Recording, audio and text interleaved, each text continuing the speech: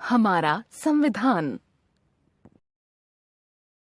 पिताजी, हम कहाँ जा रहे हैं? मैं तुम्हें दिल्ली दर्शन के लिए ले जा रहा हूँ। अरे वाह, आज तो बहुत मजा आएगा।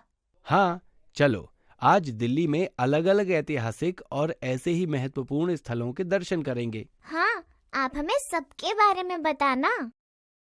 हाँ देखो, ये है संसद भवन। यहाँ क्या होता है? यहाँ सांसद या एमपी बैठते हैं। ये कौन होते हैं? ये हमारे प्रतिनिधि होते हैं जिनको हम खुद चुनते हैं। ये हमारे संविधान में लिखा है। संविधान क्या होता है? मैं तुम्हें समझाता हूँ। तुम्हें पता है हमारा देश कब आजाद हुआ था? हाँ, 15 अगस्त 1947 को। सही कहा। अब हमको अपना देश अपने हिसाब से चलाना था। इसके लिए नियम बनाने जरूरी थे, इसीलिए संविधान बनाया गया था। अच्छा, तो ये किसने बनाया था? ये इतना आसान नहीं था। इसको बनाने के लिए सभा बनाई गई थी। इसके अध्यक्ष डॉक्टर राजेंद्र प्रसाद थे। अच्छा, वो तो हमारे पहले राष्ट्रपति थे ना?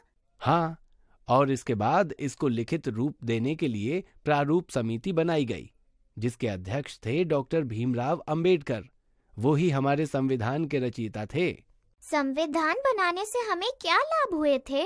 देखो, जैसे हम सड़क पर चलते हैं, उसके भी कुछ नियम हैं।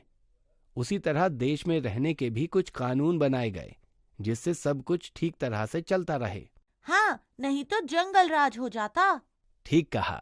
संविधान के होने से ही हमें पता चलता है कि हमारे कर्तव्य और अधिकार क्या हैं। जैसे क्या पिताजी?